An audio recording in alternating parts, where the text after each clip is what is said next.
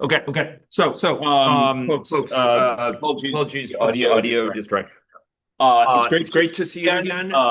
As I mentioned, we're continuing our march through the covering systematically each of the three major modeling traditions: system dynamics, today agent-based modeling, and then discrete event modeling, with the desire to equip you not only with the knowledge of types of modeling that are within the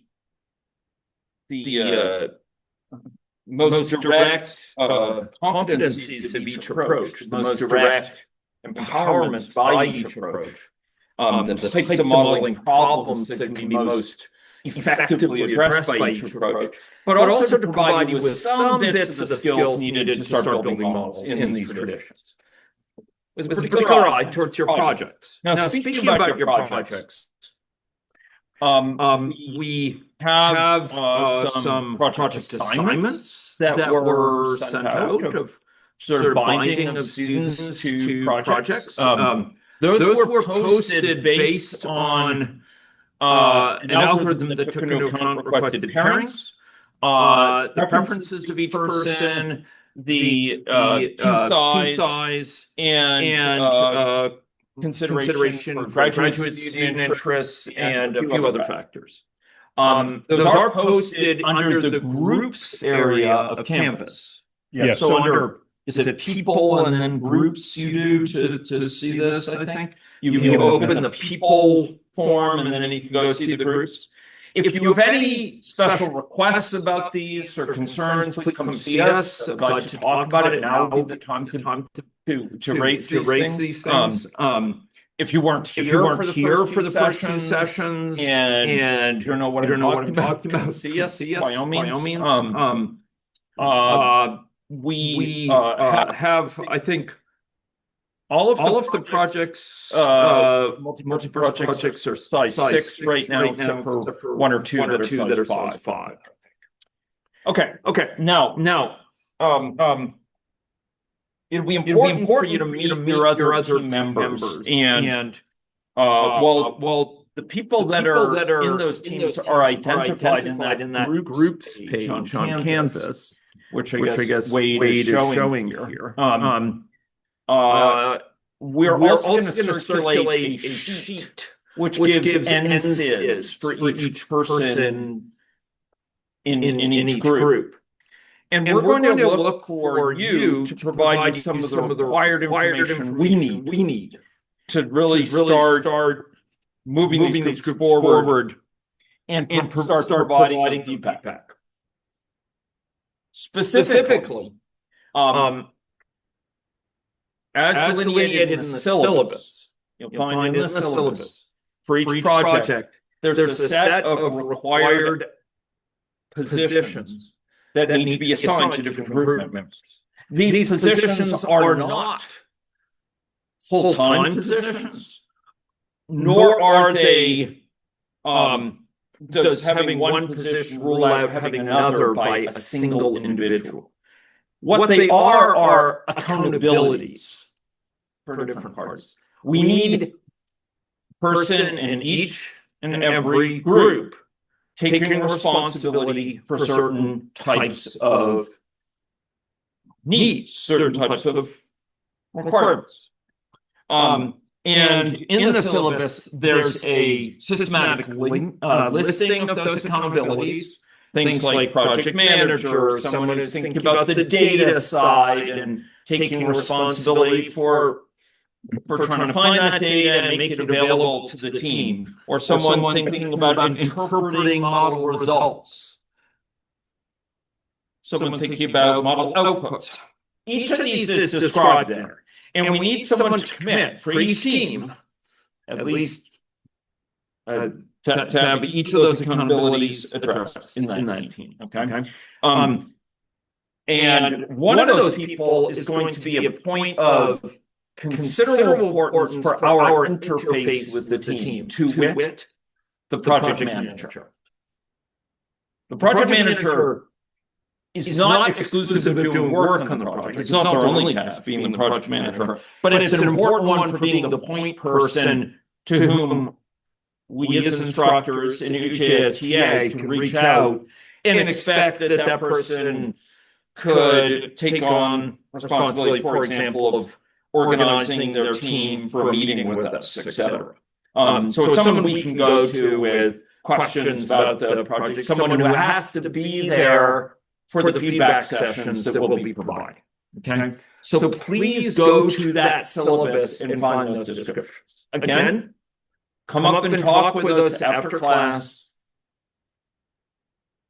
or make a separate appointment if you absolutely can't be here after class to discuss any concerns on the project side as soon as possible.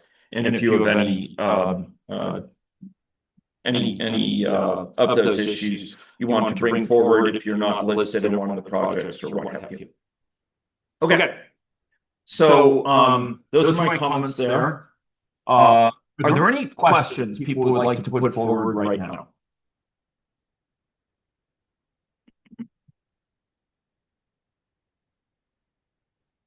Okay, we look forward to discussing with you very much in your team capacities. So it'll be a big commitment on Wade and my part. Okay, so we're going to jump into the second component of today's session, which is going to take us through the end of today. To wit, Wade is going to be leading an exercise on model building with HMAS models. Because of limited time, rather than having first a discussion in the video and then going into that, we're going to use that model building to illustrate principles from the video. And I will be interjecting from time to time to highlight particular principles. Wade may also mention some along the way, but a lot of them will be ones I'll be looking for, and I'll mention, this point, and sometimes ask questions from you. Okay? We good, Wade? Yes, thank you. So I'll ask you to get your AnyLogic open and get ready to build a model if you haven't already. So we're going to build an agent-based model today.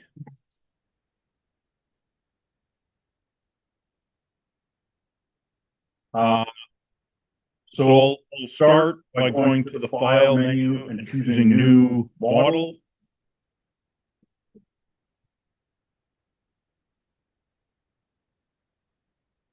And I'm going to name it Agent Mobility SIR.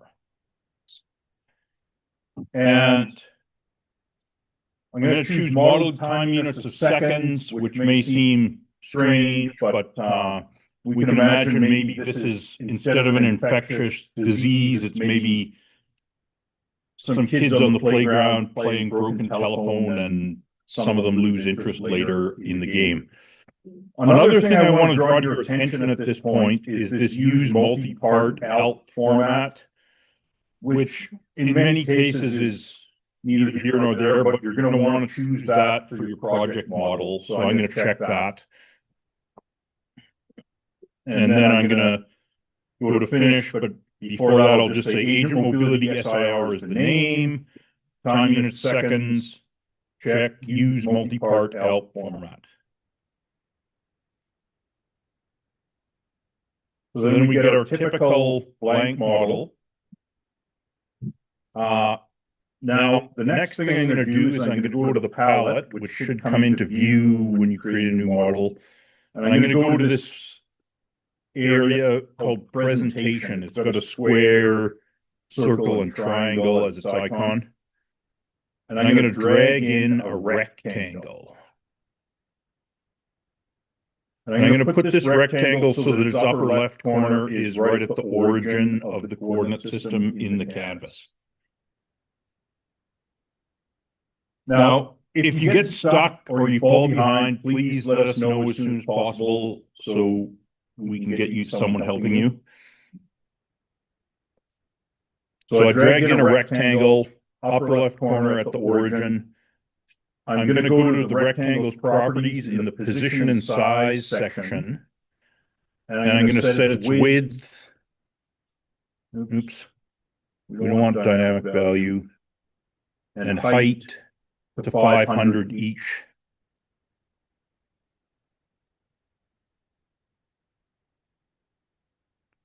So we should have just a rectangle in there.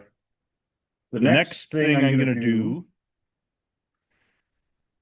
is go to File, New, Agent Type. And we're going to call this a person. There's a question. Question. Let's slow down a bit.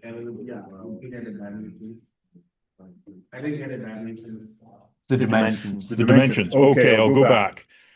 So the dimensions of this rectangle are 500 width, 500 height.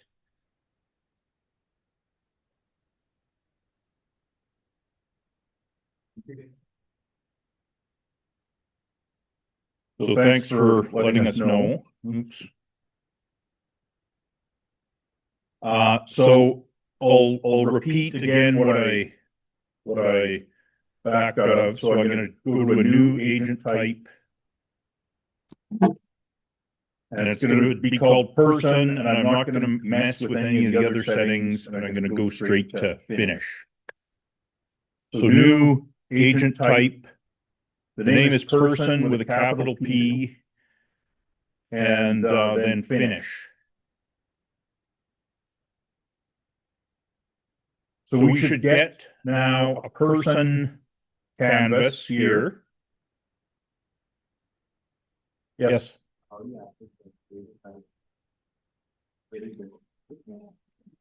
File, new agent type.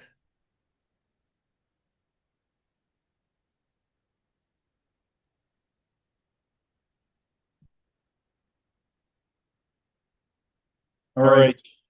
Anyone else have a question at this time? All right. So I'm going to go to the same section of the palette, the presentation, and I'm going to drag in an oval. And I'm going to put that up here, and it's rather large, so I'm going to go to the corner, and I'm going to make it smaller, but I'm going to move it so that it's centered on that origin of the coordinate system. So I dragged in an oval, I reduced its size, and I centered it on the origin.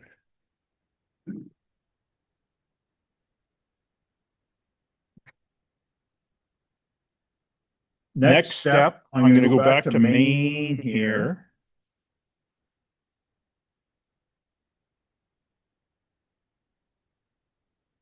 And I'm going to drag in from the projects area, actually. So on the left-hand sidebar, we want to go to the projects tab, and then we go to person, and we want to make sure our canvas area is showing main. And I'm going to drag in a person, and I'm going to name this population.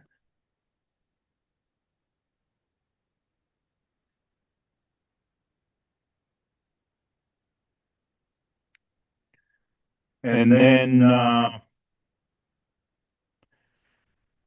so it's not actually a population yet. It's actually a single agent if we look at its properties. So we want to change this to a population of agents.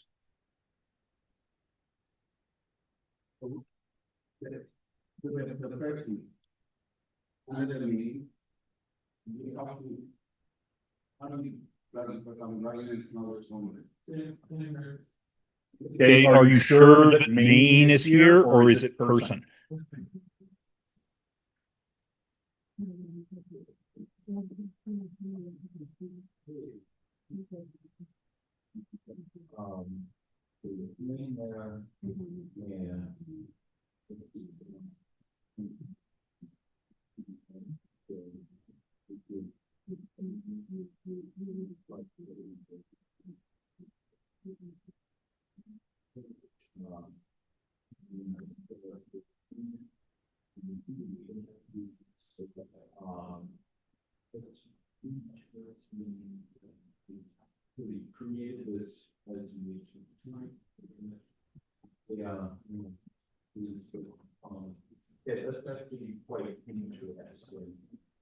not seen that before, so we may be ready. The median of the way.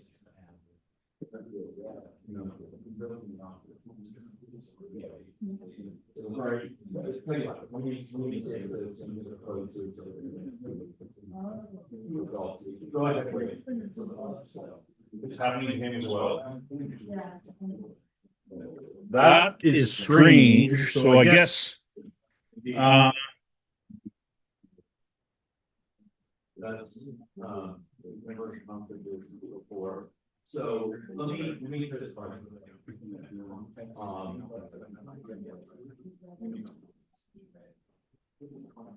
Okay, so there's another way we can do this. So if you're stuck on that last step, if you go to your palette and go to the agent section, and then there's an agent at the very top.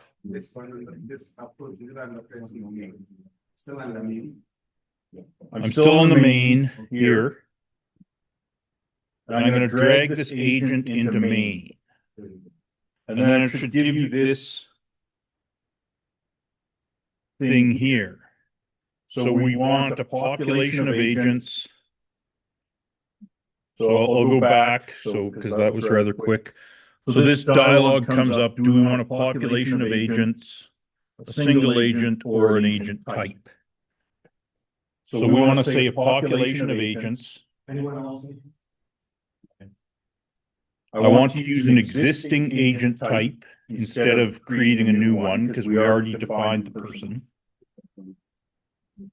And then next, we're going to choose person, and the name of the population will be population.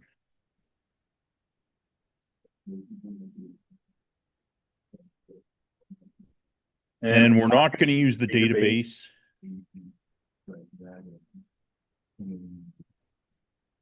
And we're not going to set the parameters here. And then we're going to say 50 agents. And now we're at the end of the wizard, so I'm going to click finish. And it should be there. Yeah. So is anyone still stuck?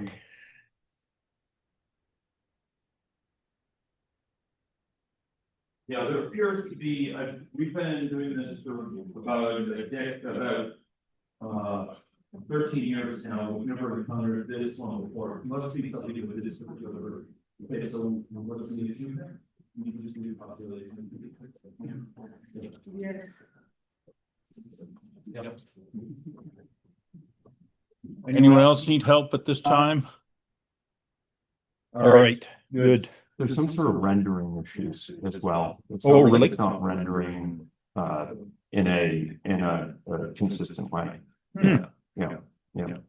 On which OS? Windows. Windows. Yeah. Hmm. Apparently there's something with this version. Okay. Yeah. All right. So just want to one or two things. First of all, this is the first time we're building along with this particular version of AnyLogic, and we're gonna. It seems there's a rendering issue as well that's in here. So we're going to be figuring out if we have to roll back to an earlier version for future classes. We appreciate the feedback. We're going to be coming around, help you work out from this, but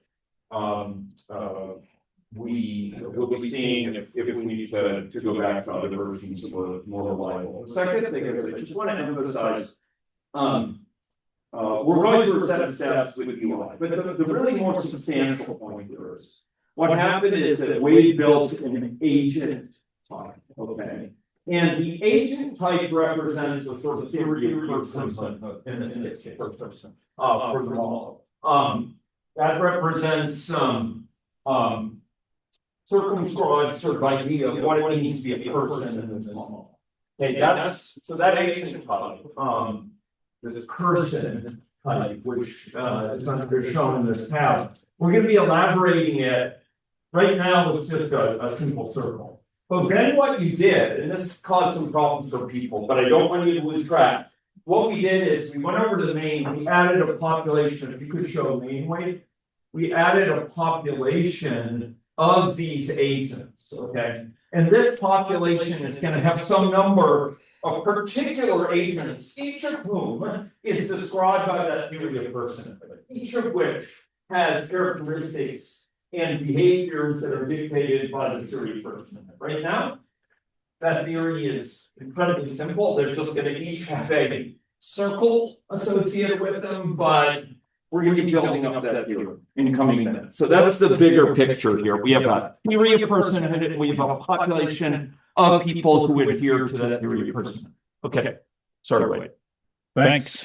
So now I'm going to run the model. So there's a couple different ways we can do this. One is to click on the green button, but it'll automatically choose a scenario. So what we like to do is go to the Projects tab in the left sidebar and right-click on the experiment or scenario that we want and choose Run.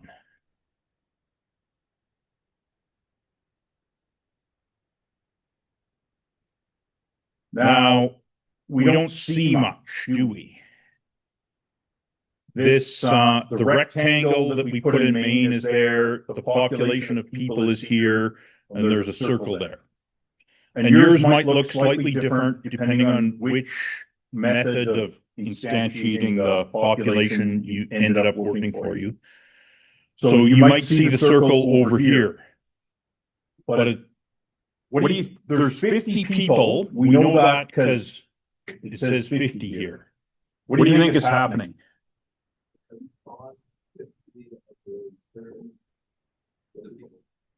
Yeah. Because they're circles All in the same place, right? So we want to change that. So I'll close that running model and I'll go to main.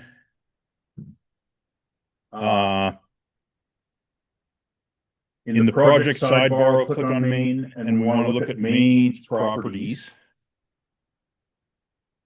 And we want to go down to space and network. And we want to choose layout type random. So again, select main in the left sidebar, go to the properties, go down to space and network, and choose layout type random.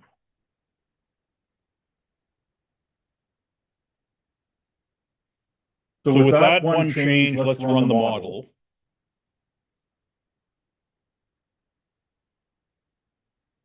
And now look at that. Our people are randomly arranged in the space.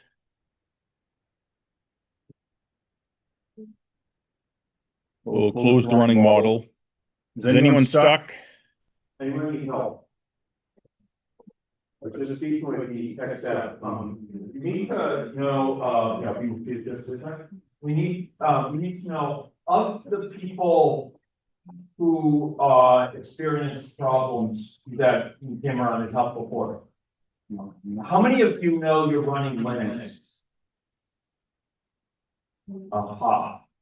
Okay. I was just told, we were told earlier it was only installed on Windows, but it turns out that the tech staff finally and helpfully installed it on Linux, which is great. But from our experience, I run Linux with it, and I know it has some issues sometimes, and it looks like this may be a Linux issue, because I'm seeing the two people that had weirder rendering issues. This was Linux. Thank you. Sorry. Question? Yeah. So the first model that we built and ran, that had this going one set of I had at the corner. Yeah. What was the explanation that you gave for which we came to do the run? Okay, what was happening is there were 50 people in the model, but they were all stacked up on top of each other, basically. Okay. There was no, it didn't distribute them throughout the space. And then we made this one change, and that gives us that gives us the people randomly spread throughout the space. So Johnny, another way to put it in language you might be more familiar with, it was a homogeneous population before. There was no heterogeneity among them in location. And what was added was some heterogeneity, so that they could have different locations. I do want to make one other point on the interface.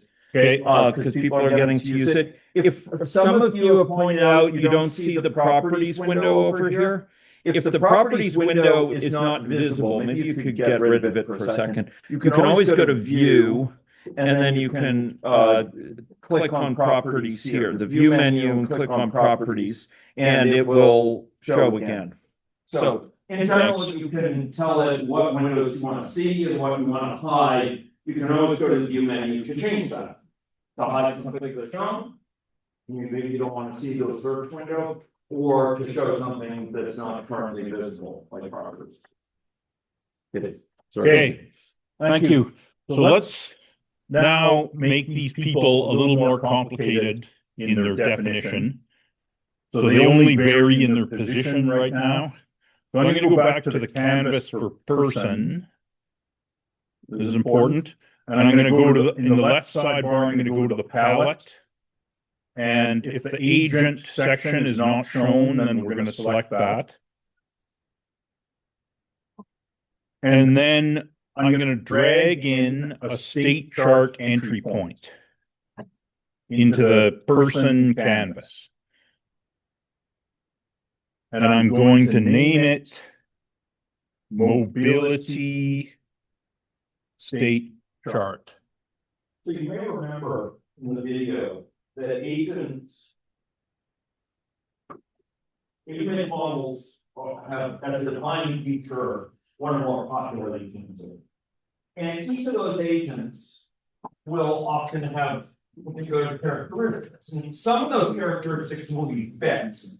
We might call them properties that are not changing. But then some are going to be aspects of their changing situation. It's going to reflect changing situation with them. And in any logic, and more broadly in some additional types of agent-based modeling packages, a state chart provides a very convenient way of describing changing behavior among discrete states.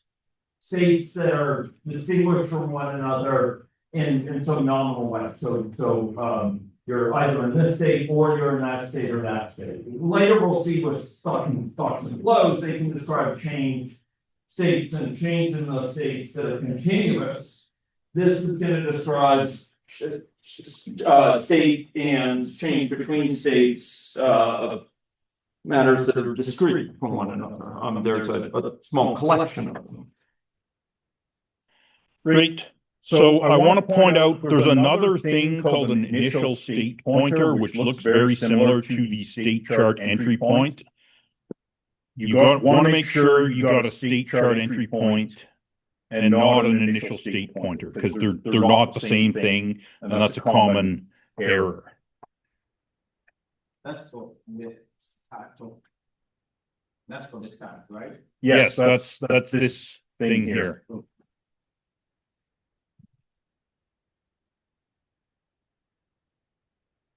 Well, I'm going to drag in a state now, and I'm going to connect it to the mobility state chart entry point. And I'm going to name it in motion.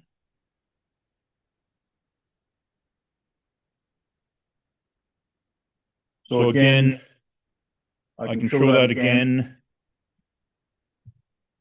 I drag a state from the palette into the person canvas and connect it to the mobility state chart entry point. And I name it in motion.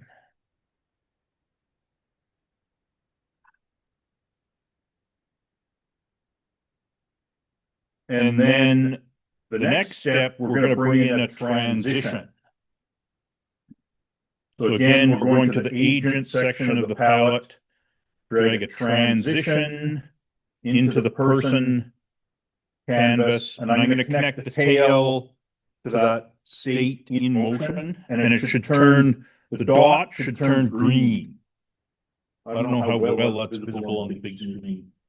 But this dot here should turn green rather than white to show you that it's connected to the state. Now we can drag around the head of the arrow. We can also bend the arrow by double clicking a point in the middle of the arrow. So I'm going to double click on the arrow and make a bend in it. So I'm going to bring the head of the arrow and connect that back to in motion as well. So it should look like that. So green dots on both ends of the transition, it comes out of in motion and then back into it.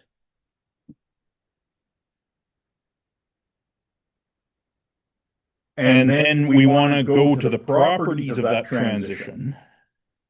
We're going to name the transition, and it's easy to forget to name your transitions because it doesn't by default display the name on the screen. But I'm going to call this arrival, and you'll thank yourself for naming your transitions when you get an error in your model that's transition 32 and you have no idea what it's talking about. And then the other change we're going to make to the properties of this transition are the triggered by. We're going to change it. It should be timeout. We're going to change it to agent arrival. And then the icon on it should change to a checker flag.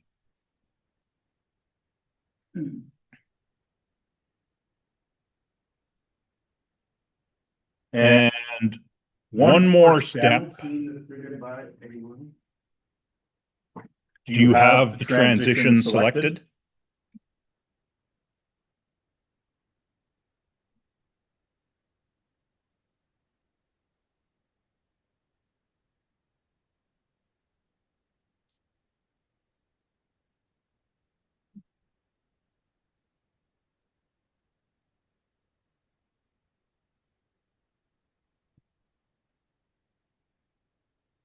Good. Thank you. All right. So we have one more thing to do. We're going to go to the in motion state and click on that. And we're going to put a little bit of code in the entry action. And that code, I'm going to type it here. And remember to use autocomplete. Autocomplete is your friend. It helps prevent spelling mistakes, and it helps you see what the options are. So I want to move to a point. So there's several different overloaded methods for move to. So I want to move to a point, and then the point is going to be main.rectangle dot random point inside, and I'll show this big so you can get it exactly.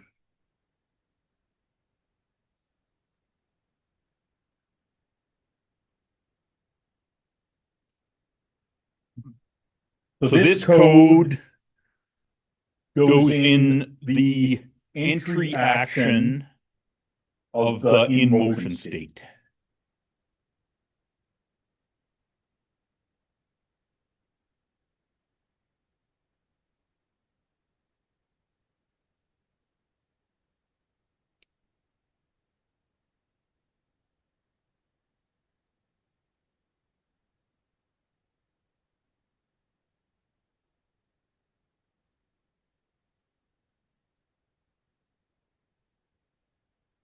Is there a question?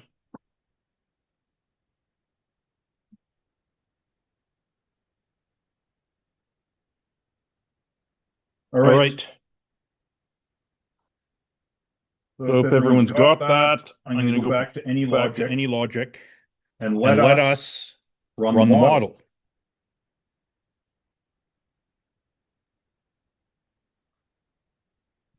Now what do we see? they're moving around.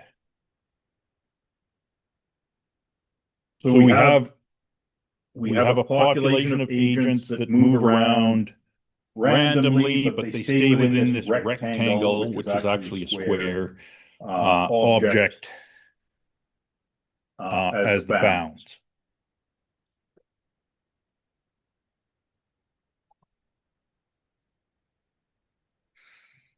Now, is anyone not seeing this on theirs, or anyone stuck?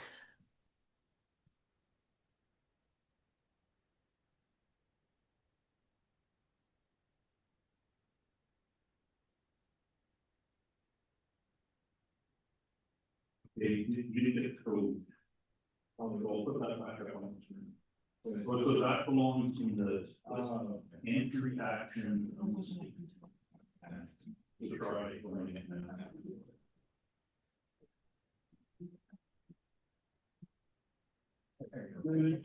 Here.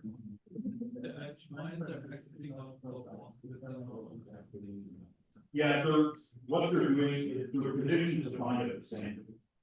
So the center will never cross inside the block, but the edge of the circle may. Yes.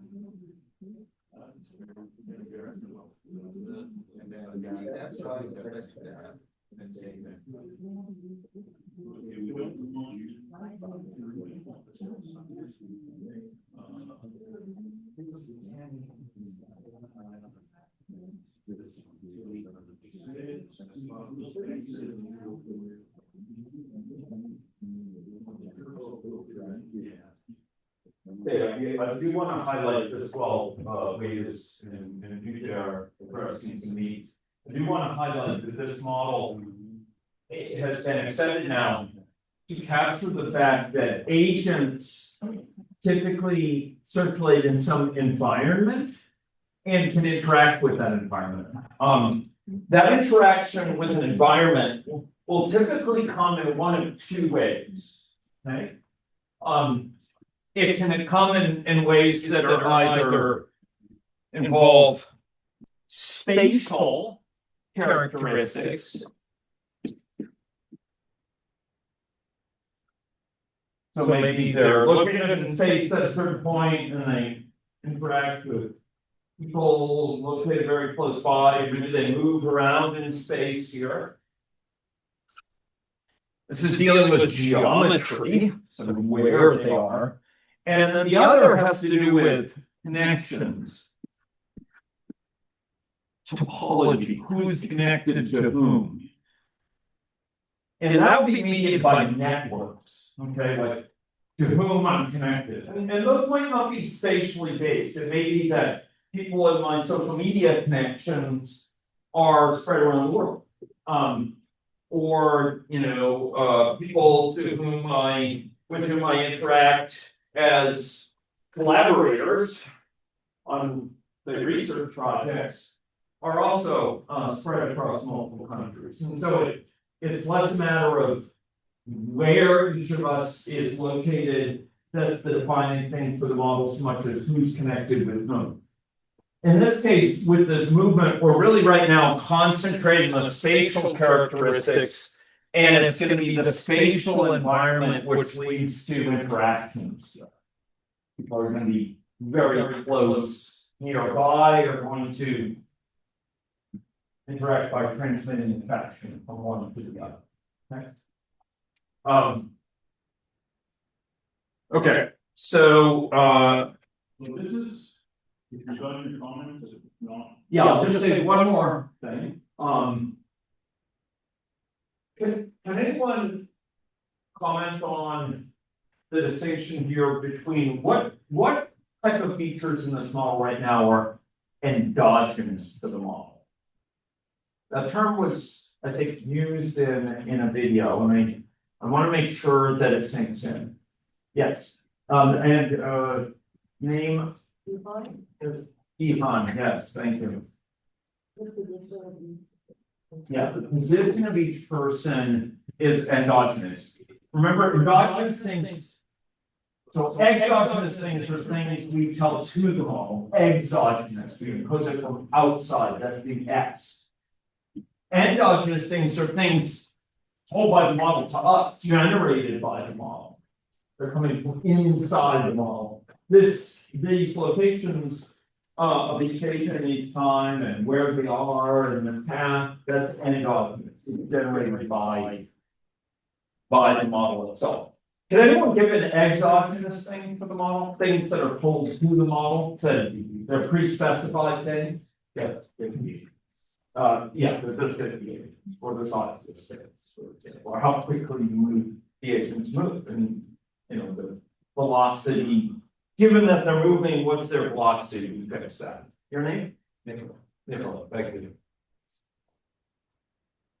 All right. So the problem was solved with that student, so we can discuss it later. But so I'll just continue with the demo. Great. Yeah. So we've got a model where people move around. Now let's add some more variability to it. So I'm going to go to main, and I'm going to drag a parameter into main from the agent section of the palette. And the parameter's name is going to be agent speed. And then it's going to be a type double, and its default value is going to be 2.0.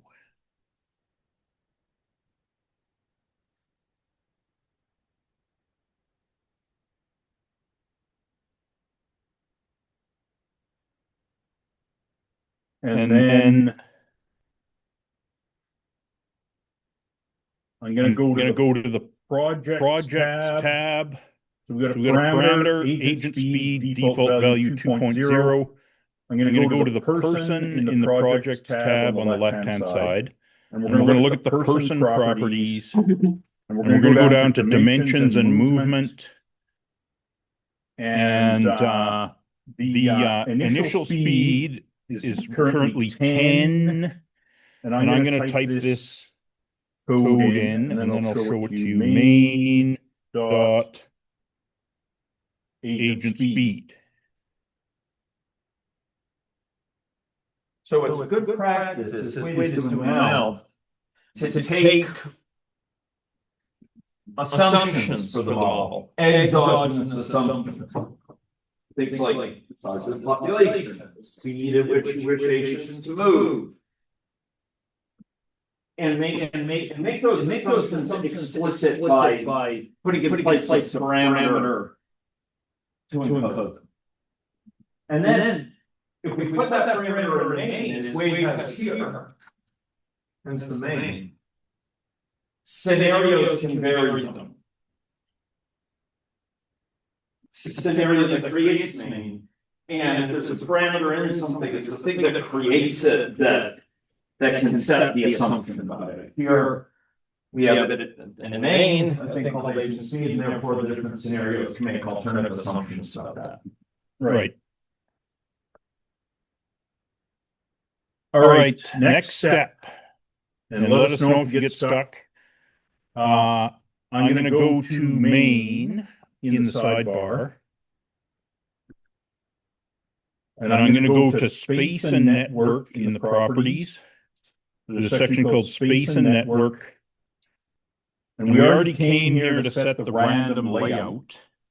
We're now going to select the connection network type. Is going to be distance based. And we're going to leave the default 50 unit distance for the connection range. So choose main, in properties, space and network. Connection network type is distance based, and the connection range is 50. Okay, so just a few minutes ago, I noted that commonly agents in models have a context of some environment. And their interactions with the environment are typically mediated by spatial factors, connection or connections that are sometimes made independent of space. But sometimes connections can be mediated by spatial factors. Sometimes, for example, you can have people be connected if they lie within a certain distance of each other. And we actually can have networks that are dynamic, that form and reform, form, break apart, and reform as people move around, for example. Wade is putting in place a linkage here that at once demonstrates, purposefully, I might note, the fact that we can have connections that depend on spatial characteristics, and this model is illustrating both sort of how you build connections and how you can have people interact with their space with movement. Thank you. Thanks. So the next step, we're going to go to person over here. Or actually in the canvas section, we're going to go to person. So that's the center part of the window. And then if you scroll up, you may have to scroll up to see it. There's this connections object that has 3 spheres connected by lines. We're going to go to that. Make sure you're in the person because main also has one. Where is it? Here. But we don't want to do the one in main. We want to make sure we're in the context of person. Go to connections. Now, we're going to go to the properties of that connections object. We're going to say animation, draw line connecting agent, draw behind agents, which is the default, and I'm just going to choose a cyan color. You can choose whatever color you like, but to make it more obvious. So again, the connections object in the person, draw line connecting agents, behind agents, and choose a color to make it stand out. Yes. Chuck?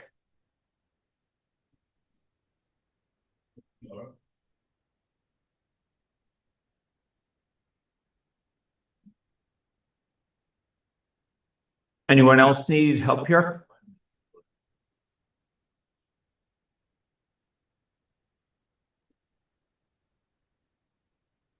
Okay.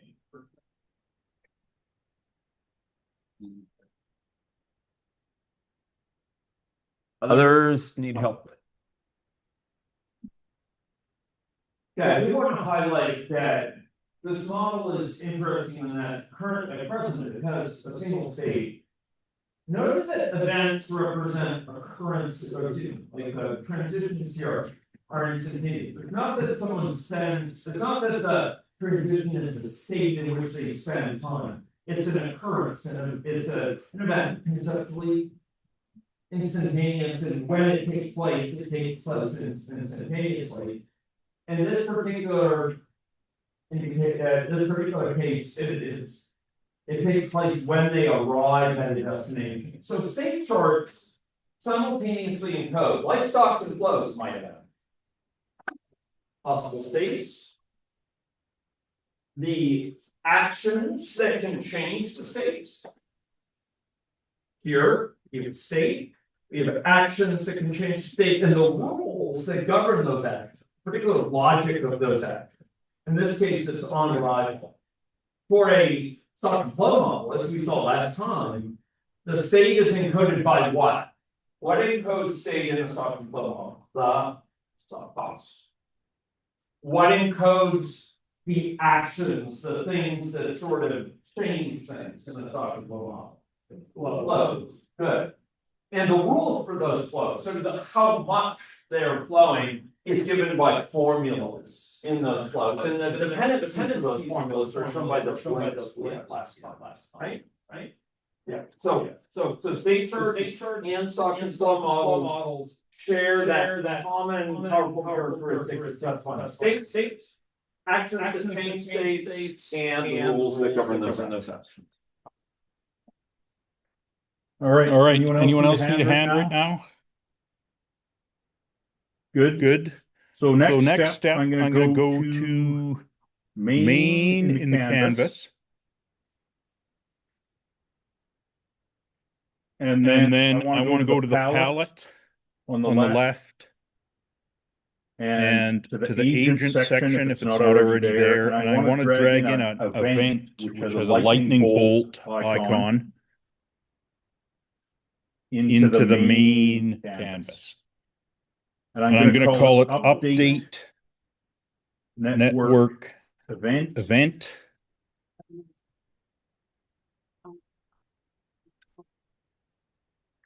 I drag an event into main, name it update network event.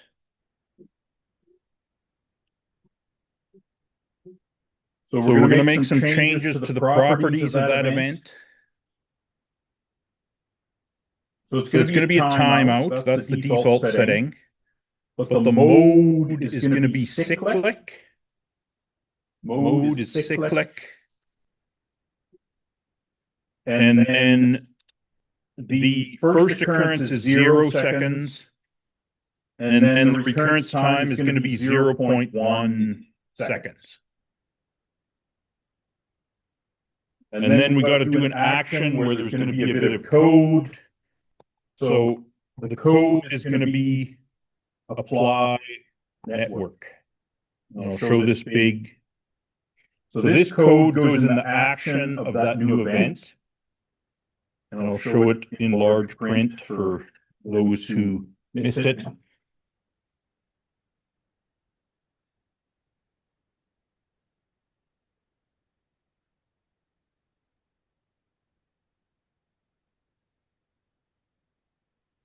Anyone need a hand at this time? Okay. So I'm going to go back to AnyLogic and run this model. And let's see what we see. What do we see?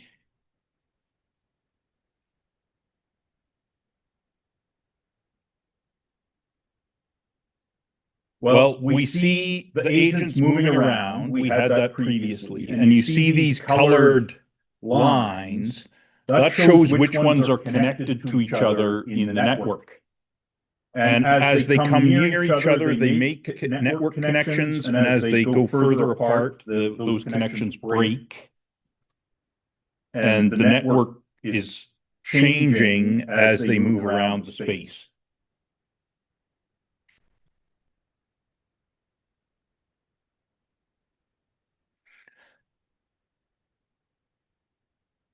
So, all right.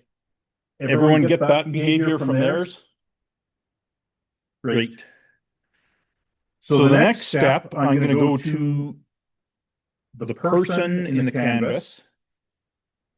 And we're going to make another state chart in the person. I'm going to go to the palette on the left and the agent section. I'm going to drag in a state chart entry point. And I'm going to name it infection state chart.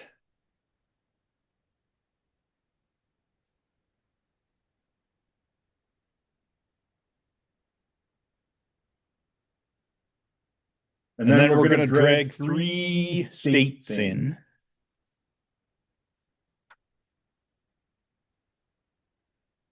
So I'm going to drag a state and I'm going to connect it there.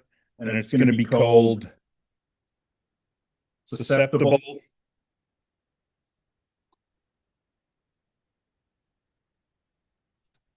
I'm going to drag a second state and it's just going to be by itself for now. Yes. And it's going to be called infective.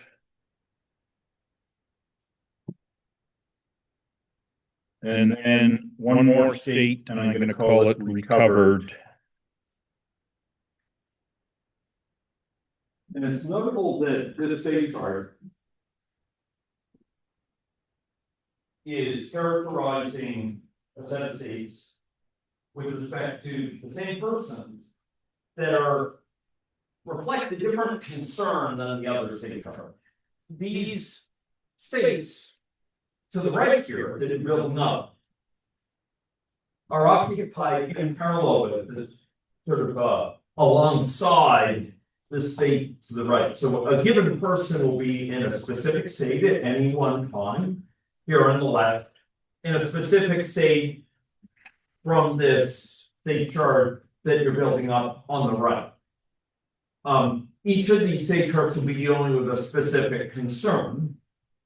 And it's parceling out the state of a person into a product, in a technical sense, of their state with respect to their infection state chart and their state with respect to the mobility state chart. It will allow, and in more sophisticated, later in the semester, we'll see how to make these more, their behavior in one will depend more directly than the other. But even now, we'll see that what goes on as a result of their emotion state chart will end up affecting what goes on the right-hand side here. In their infections. And so their mobility status, what goes on because they're moving around, will end up affecting what's going on in terms of their infection status.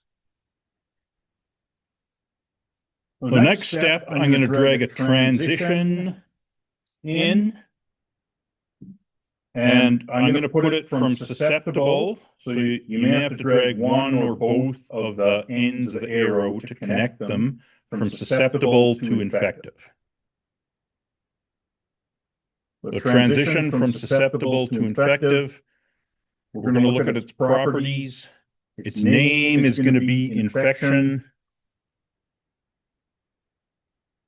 It's going to be triggered by a message. And the message is going to be unconditional because we're only going to have one message in this model. Generally, in a more complex model, you'll have to consider what type of message it is. And then we're going to do another transition between infective and recovered.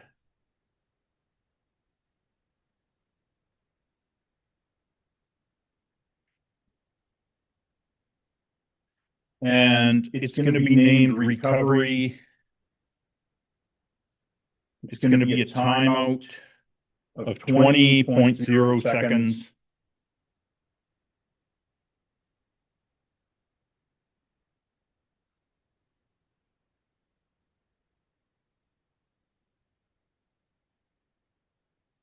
Will anyone need a hand right at this point? All right. Next step, we want, again, from the agent section of the palette, we're going to bring in a variable. And I'm going to call it color. Now, we can name this, we can spell it however we want, because this is one we're choosing. But then when we go to choose the type, it's a capital C color in the American way.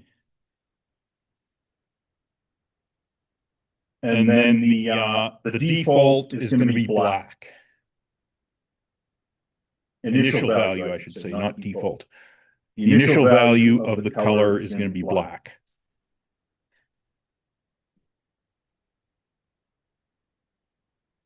Yeah, for parameters encode assumptions, and the default value gives, if you don't specify a value, otherwise, what its default value is, what value it will hold unless you tell it otherwise.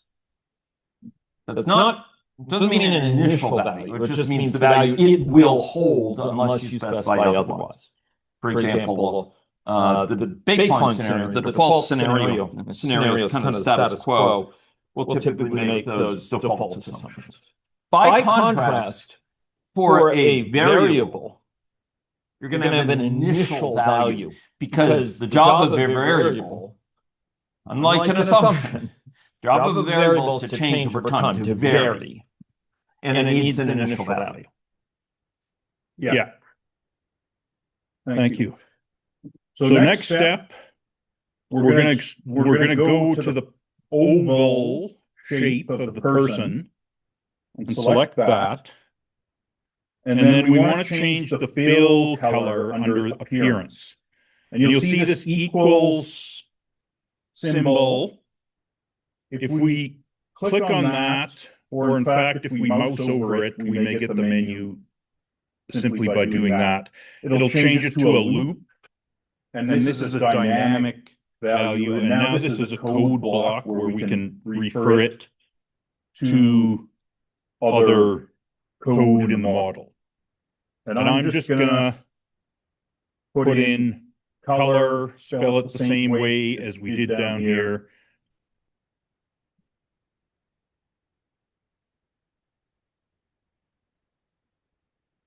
So we selected the oval, we went to fill color, we changed it to a dynamic value.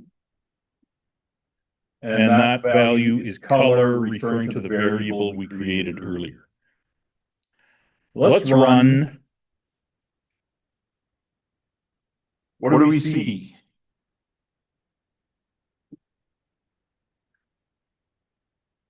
Any ideas? So why are they black now? We set the variable to black, but we want it to not just be black, right? So we have to add some more mechanisms in to make them change colors. In other words, we want to use the color to reveal, to make manifest something about the state of the agent or their current situation. Particularly in this case, their infection status. So we're going to. We have the model running with some color, but now we want to link that color to their infection status. So I'm going to go to the susceptible state in the person. And in the entry action, I'm going to say color, and remember to rely on autocomplete, equals green.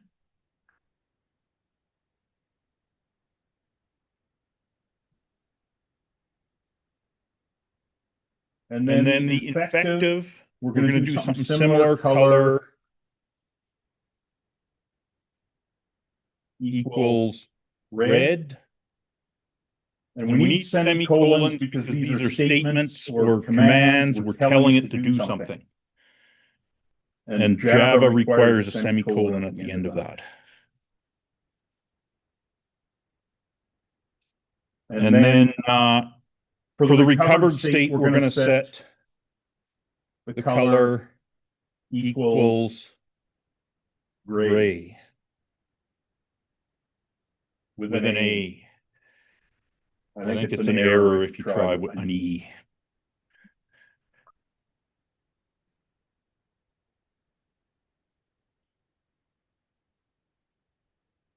So let's try running this model now quickly and see what happens.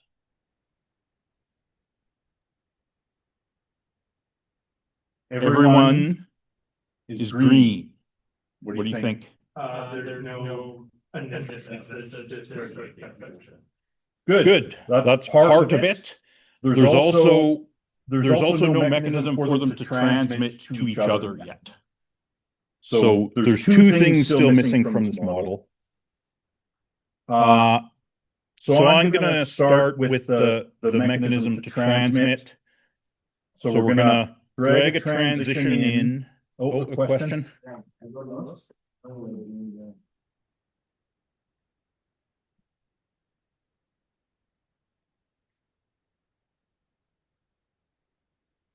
So this transition is going to go on the inside of infective. And it's going to go from one edge of it to the other, but it's going to stay inside the state.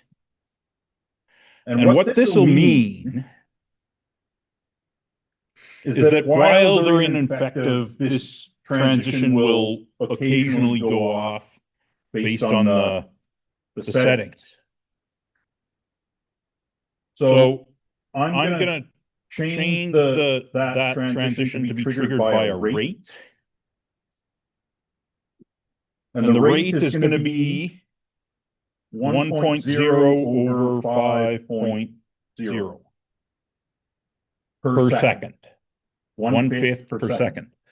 So what does that work out to in actual average timing? 1.05 seconds. Yes, good. And we need an action for this as well. And it's going to be send to, and we want to use autocomplete for this. Remember, it's control space on Windows and Linux, option space on a Mac. So we want to say send to random connected.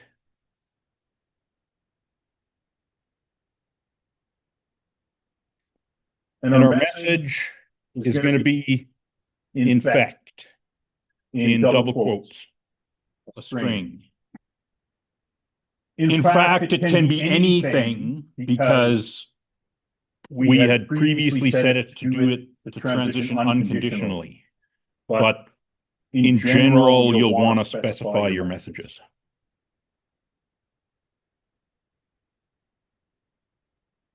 And then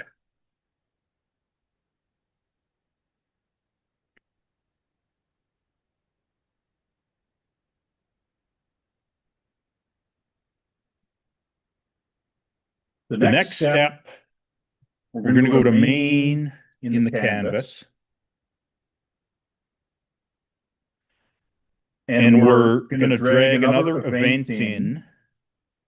And this is going to be called initial infection event. And it's going to be a timeout. It's going to occur once. So those are the default settings, and it's going to occur at 0 seconds. Right when the model starts. The action is going to be send to random agent inside. And we're going to send infect.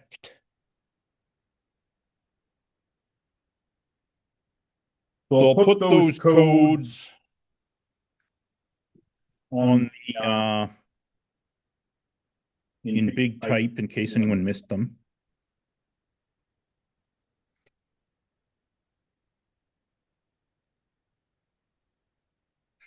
So this send to random connected infect goes in the transition in the person inside the infect if state.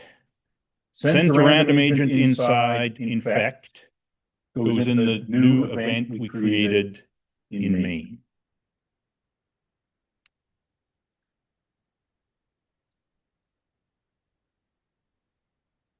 Anyone need a hand at this point? Let's run the model. Oh, now we see one to begin with, one red person. And what's happening?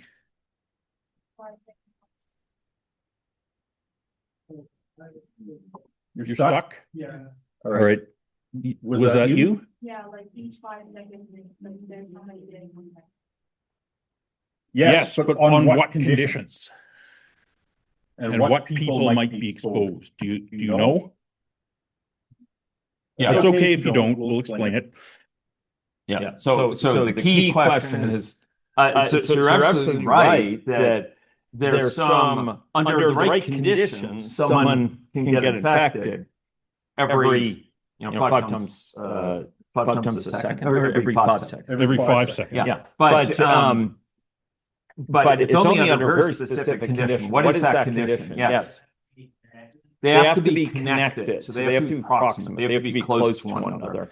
And specifically, there has to be an infective next to a susceptible, right? What we call a discordant contact, meaning one is susceptible, one is infective. It's under those very specific conditions they're close by each other, one is infected, one is susceptible, then infection can take place every 5 seconds on that.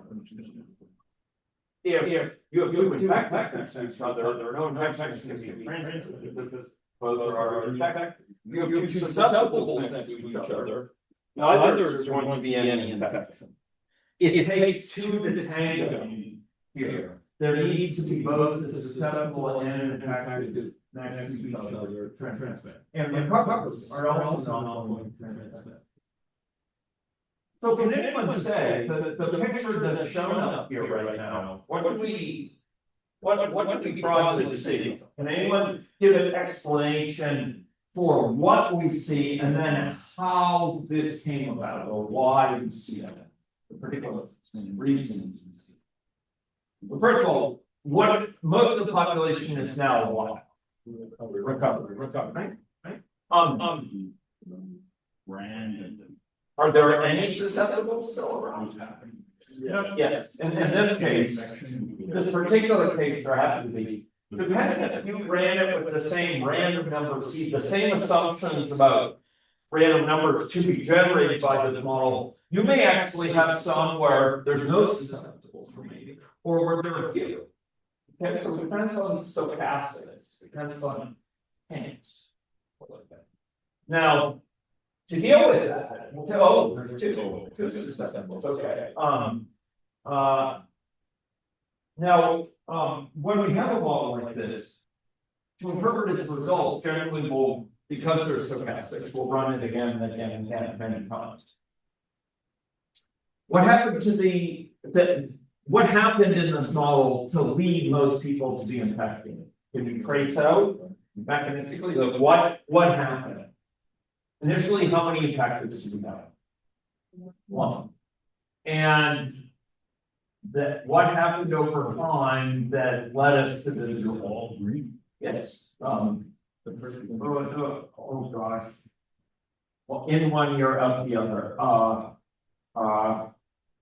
We stated it earlier. Which is what she said.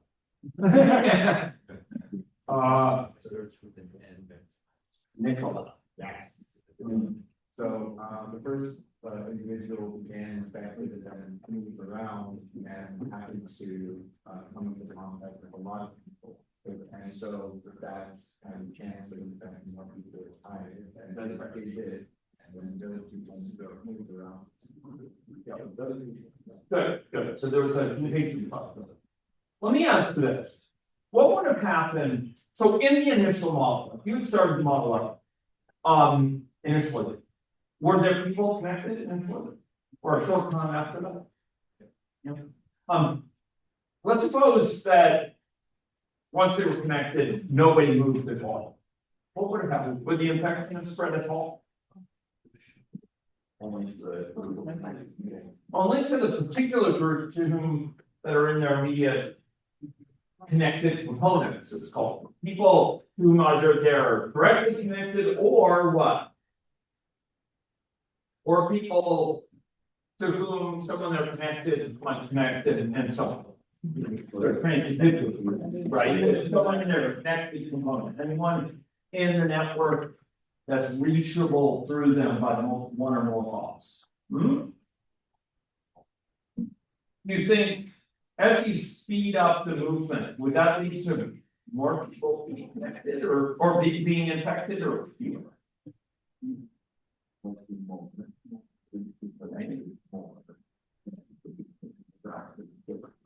Okay. Okay. So we heard in your name, Eric. Yes. So Eric and Nicola, with some help in jogging my memory by young Pius, we had contributions, and in this case, Eric had suggested that as we make people move quicker, maybe it will spread more fully. Anyone want to raise a challenge in thinking about that? Like, is there something that's troubling you with that idea? What would also happen as they move quicker? So Jihan spoke up earlier, so I'm gonna call upon this gentleman who will remind me kindly of his name. Abdul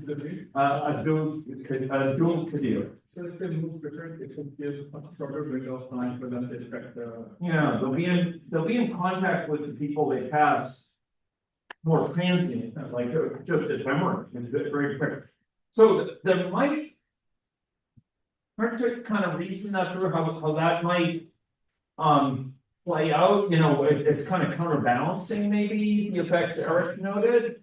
On the other hand, as Eric said, they see more people, they visit more people and greater diversity of people. And so models are really good at helping us test our thinking on this.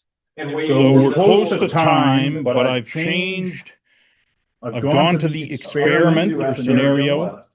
I've changed it to 5, and let's see what it does. And then that'll have to be it for today.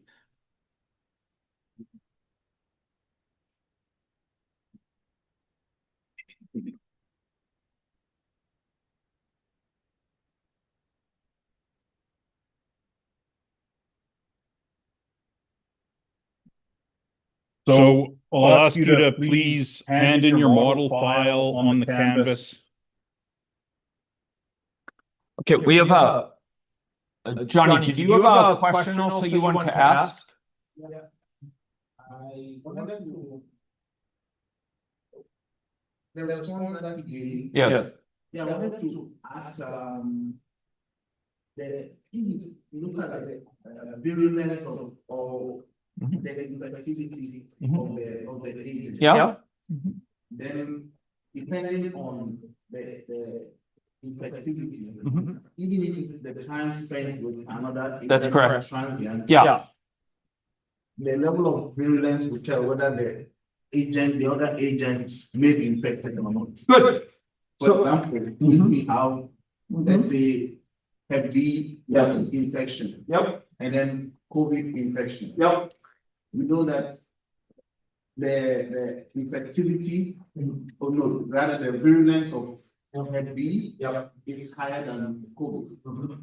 So no matter how the time that an agent will spend with another agent, if the virulence of Hep B is higher, the agent will get infected compared to. Yeah, I mean, so there's a matter of virulence in terms of severity of the symptoms, and often that goes along with transmittivity, sort of how we see it as the transmit.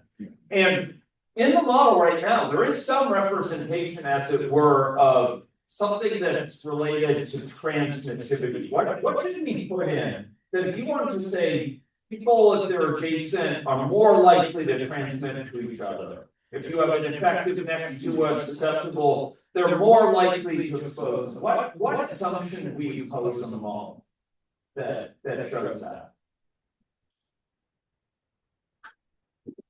The rate of infection. Remember this? So it was stated earlier that there's this every 5 seconds on average, someone exposes another. And if that were ramped up, you had said it earlier, your name? Prisha had pointed out earlier, it was every 5 seconds on average, they expose someone. If we wanted a higher transmission rate, a higher transmittivity, we could have made that every second, someone's putting out aerosols, we can consider them and they can infect others. And that I just want to kind of here, Yeah. sir. Yeah. So I told you to save that multi-part file, which is not conducive to handing it in easily, but just submit the Alpex file for your submission. And ALPX. ALPX file. There's another directory with a bunch of crap in it. Don't worry about that. Don't want the ALP underscore or underscore ALP. Well, yeah, let's just hand in the ALPX and we'll call that good. Yeah. And I'll plan my lessons better next time. And if you didn't choose multi-part, if you tongue out there, you didn't choose multi-part and it's just an ALP file, submit the ALP file. Yeah. Yeah. So I think we're out of time. So office hours is right afterwards. Yeah, and I want to point out that Again, people come up to me to talk if you're in a team, and you have any concerns, you really want to be on another team, or you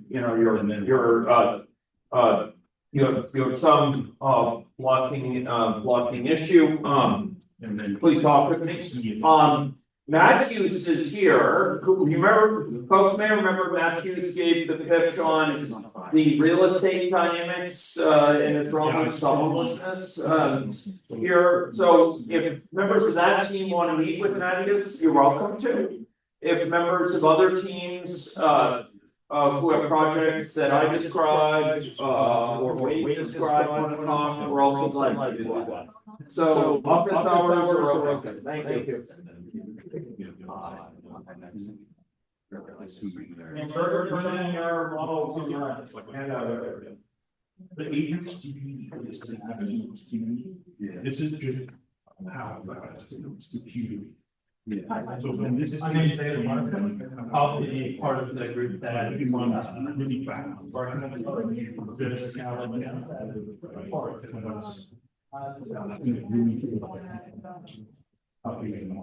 Okay. And not just, so you can run it.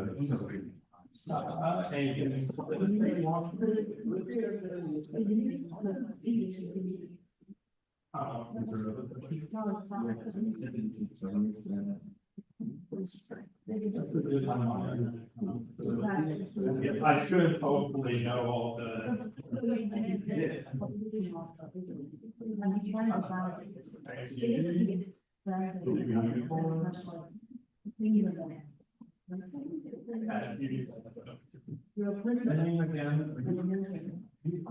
Yes.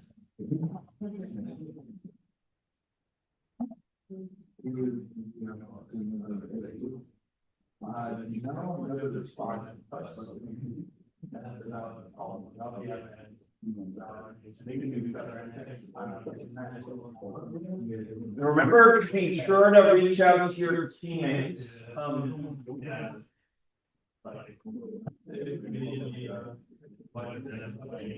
Yes, So, what is talking about the last class is like that there was some kind of like you need to just have a. well, that's my convention, and I encourage thinking carefully about being consistent how you naming things, so that when you look at a name, you know immediately what it is. If you're trying to do autocomplete or something, and you know you're trying to connect this to something that's a stock, you can immediately see the capital things. Yeah, it's just a good message, good for to have consistent conventions about how they mean things. Just like when we build software, it's good to have consistent naming. Do you have the thing that it could be applied to this on too, and then I think for this. yeah. Oh, yeah, so that's a good question.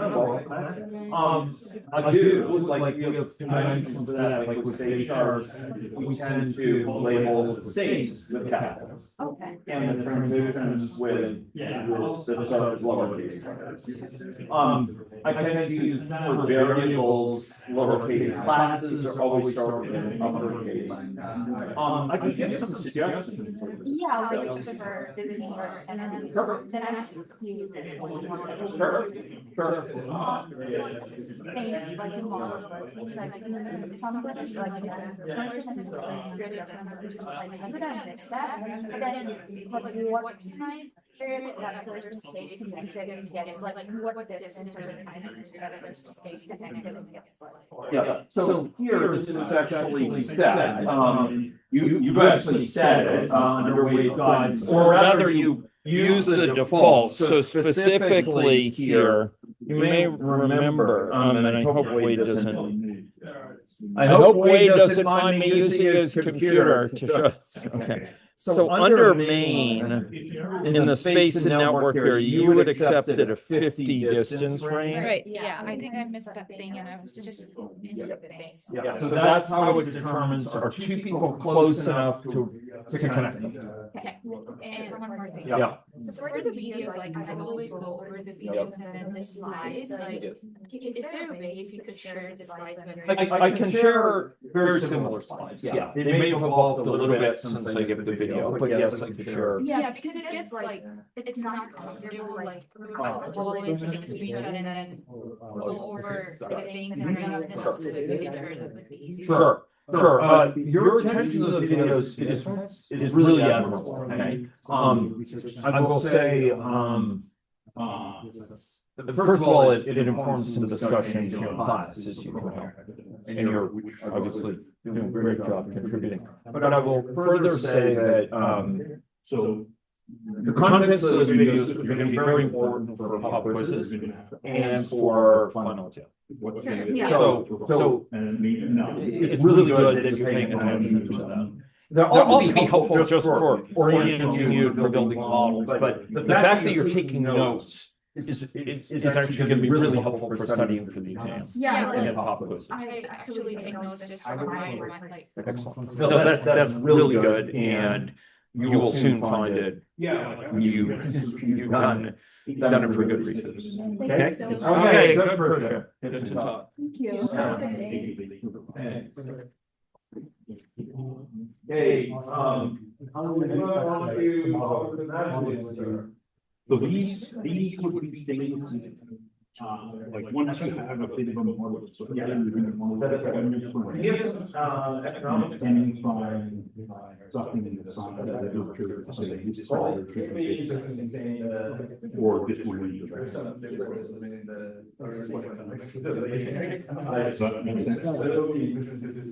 Right. But at least you'd be aware of some considerations of the process. Maybe from all. Cool. Yeah, that's great. So, yeah, I want to talk to you a bit about that for a second. Let me get this. And your name? Amelia, thank you very much. I just recently joined this class like this week. Oh, okay, great. It's good to be able to get you situated then. Were you in the group that, or sorry, did you express preferences for different groups? No, I'm in the dementia there. Okay, that's great. Thank you. Yeah, so, to what degree is this project going to relate to, Did you say you're in the dementia? related Wait. Trying different distributing of wages and then that would be response. The idea is to be like people to be priced out of the or if they go very money in a situation. Yeah, that's more a longer period. So we're not. So my idea is almost like what to do, right? And and see if it is other name of commodity or it's mainly other things. Yeah, I think it's really good. So that overrides. Yes. How we do it. I need to do it now. Yeah. Right. 400. Right. Later. So it's next week? Okay. Yeah, I think it has to be done like end of the month, so like next week. That's great. Yeah. So you folks are in the dementia and dementia. Okay. So Uche and I are the co-sponsors of that, and we're gonna be sending mail to the group. To try to figure out a time to get together. Now, obviously, like here after class is a good time to think about as a possible candidate since we're here for class. But it may be for some people that class right after to be able to figure this out. Right? But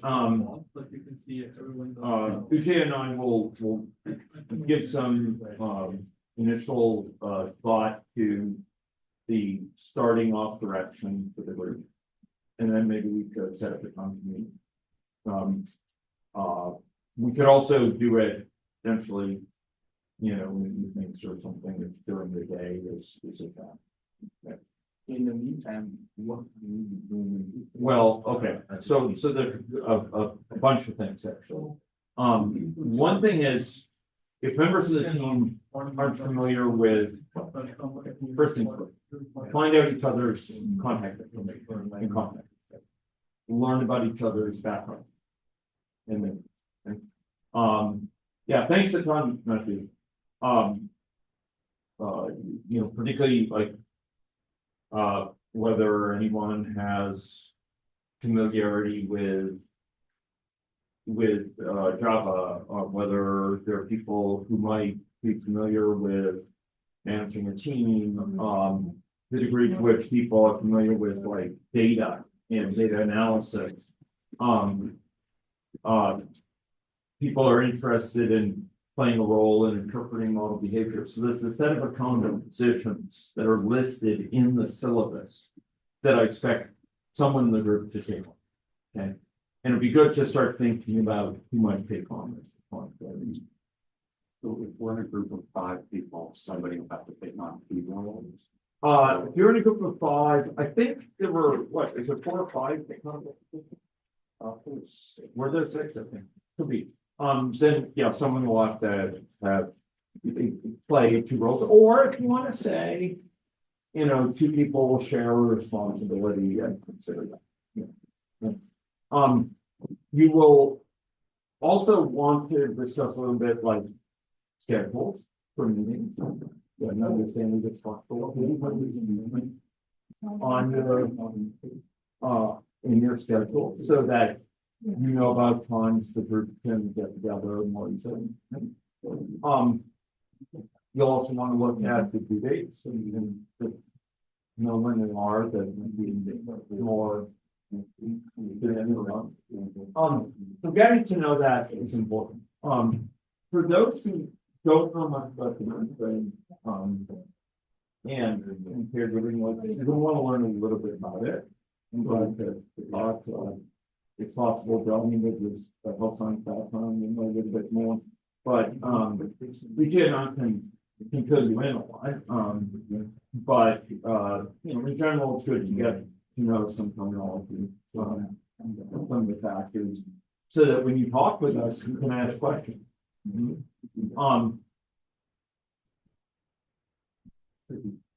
This is an area where we gave some recommendations in the write-up, like that it's an agent-based model, possibly with some of the discrete event simulation components. And so you're gonna want to pay particular attention to like the video on agent-based modeling, and then video for next time on discrete event simulation. Oval display. Yes. Main oval main. Yeah, we've done already on that. Yeah, so pay attention to that video where I will just let you know that the discrete event component is probably going to be further down, so that's not going to be as immediate as the agent-based model. It's probably going to start off mostly agent-based, and then it's going to start off agent-based. And then later we might move in discrete event as we start to deal with like a person with dementia seeks to, like the family seeks to place them in a daycare program, or the adult daycare, or they seek to place them in a care home or something, and there's a waiting list for that. And you can discrete event modeling capture this very well. Or maybe there's some needs for the person who cares for them to get help, and they need to sign up for a program to help them. Yeah, let's say if we need, let's say, a wheelchair, and there isn't a wheelchair immediately, we have to join the wait list to get a wheelchair. Right, and so it probably will, that's right, that general idea of sort of resources that might help them out. Home care would be another thing, potentially, that these things needed, yeah. Those are very much resource limited, like availability of home care, and so something like discrete event simulation could be a very good tool, but that's not going to be immediate. That's going to be many weeks down the line. That we're going to come to. But Vijay and I will be talking, and we need to have someone take the lead for like. Just making sure you're clear about when your group's available. Because we're gonna wanna set up as co-stakeholders, we're gonna wanna set up a like meeting with the group. And there needs to be someone who says, hey, make sure you vote for when you're available, because we'd like everyone to be there, if they for that. Not everyone is available later. The project manager is gonna play a particularly important role for, like, that's the person we regard it. Like when Wade and I give feedback on projects and so on, or when we have meetings with stakeholders. Commonly that some people can't come, yeah, fine, but the project manager needs to be there, because the project manager is sort of the point person for our communication, but they're also like. They should be the one who takes global.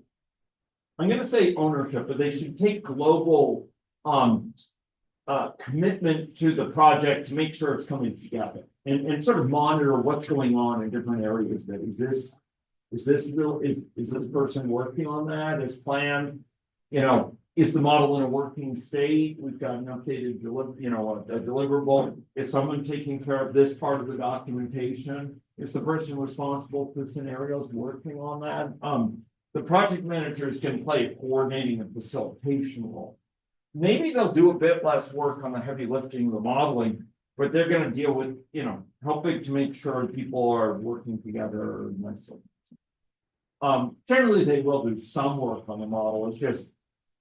They've got a lot of other responsibilities, just making sure the team is working together as a whole to deliver. Yeah. And I need to get each of your names, so. Elliot and Johnny and Emilio and Shiva. Okay, great. So you're all on this team? Yeah. Okay, awesome. And you're on a different team? Yeah. Okay, so. Do you have a question? Good, your name? You, okay, thank you. Yeah, so, any further things we could address like right now? Bearing in mind, we probably want to get a meeting with the fifth person. I guess like the data ranking section. Yeah. Would the stakeholder provide the data set, or we try to find research? I can point you to some relevant studies in areas where there's data. I can, like I know quite a bit about data sources in this area. To be clear, like these projects don't have to be incredibly data rich, but they should try to make some effort. If there's data available, they should try to make some effort of making reasonable assumptions about things. And the data wrangler, like they don't have to be a person. Our department has this undergrad specialization now called data analytics, and actually quite a few of those people take this class. So sometimes projects have someone from data analytics background who have taken courses in data analytics or machine learning or even deep learning, and those folks can be useful. But a data wrangler doesn't have to be that sort of person. It's just someone who's thinking about like, where can we find information about some things relevant to us? And yes, they're going to want to talk with you, Jay and I. So. And there's actually quite a bit. Once you scratch more from the surface, you'll find quite a lot there. What I'm not talking about is, you going to researchers and asking, can we get access to your database? No, I'm talking publicly available information. I think the most important thing is knowing what we need. So that you don't go look for data that is irrelevant, but you don't need to data that is small. Yeah. Now, along those lines, for all projects, really what's going to be going on is incremental project development. So there's going to be modeling is about learning. And so you're going to start off in a certain direction. You're going to start putting things into the model. And that's going to make you learn some things about it. Some things may be harder than you expected, but you might also learn something from model behavior. And that will get you thinking, it'll get UJ and I thinking. And I've been doing this for, gosh, about 35 years now, this sort of modeling and research, but even now, like seeing a model partway built, it just gets me thinking in very concrete terms of, okay, that's interesting how this is represented. Maybe you want to expand this, or maybe you want to make that change. Given that's how you did it, this would be my next suggestion of next steps. So you're going to be building this up step by step, and there are these deliverable deadlines, which will come along with that.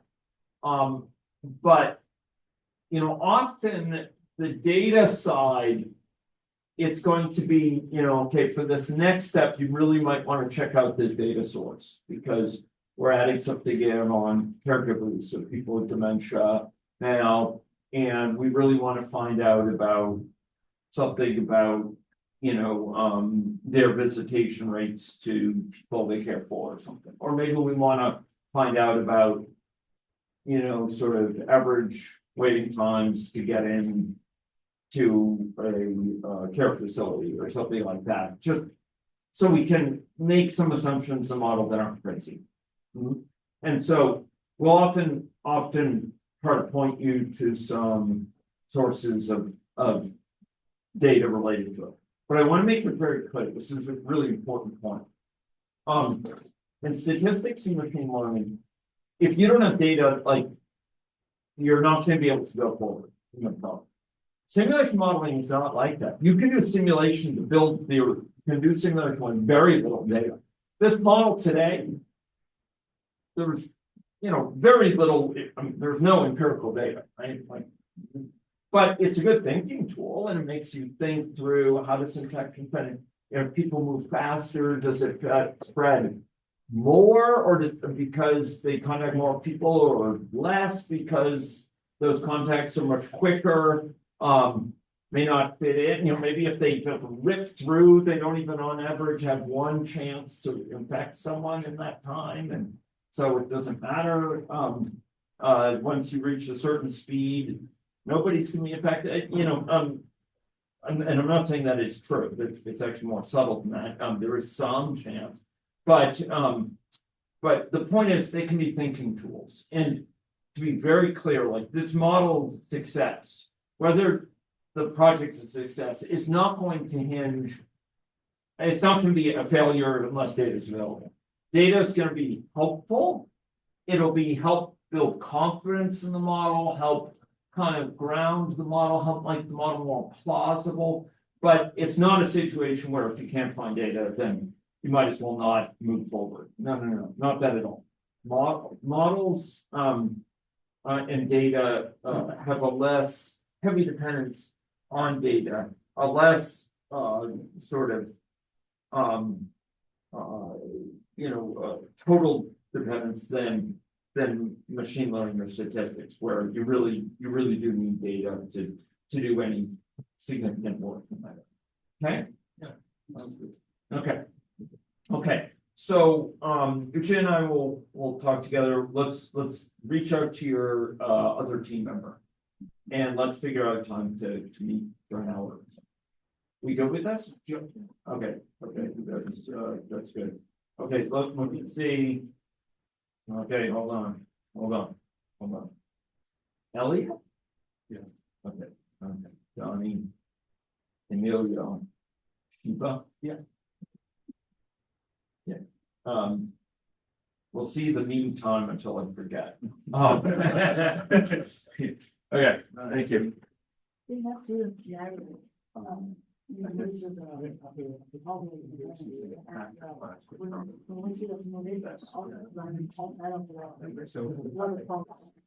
problem is, set the rectangle to the correct size.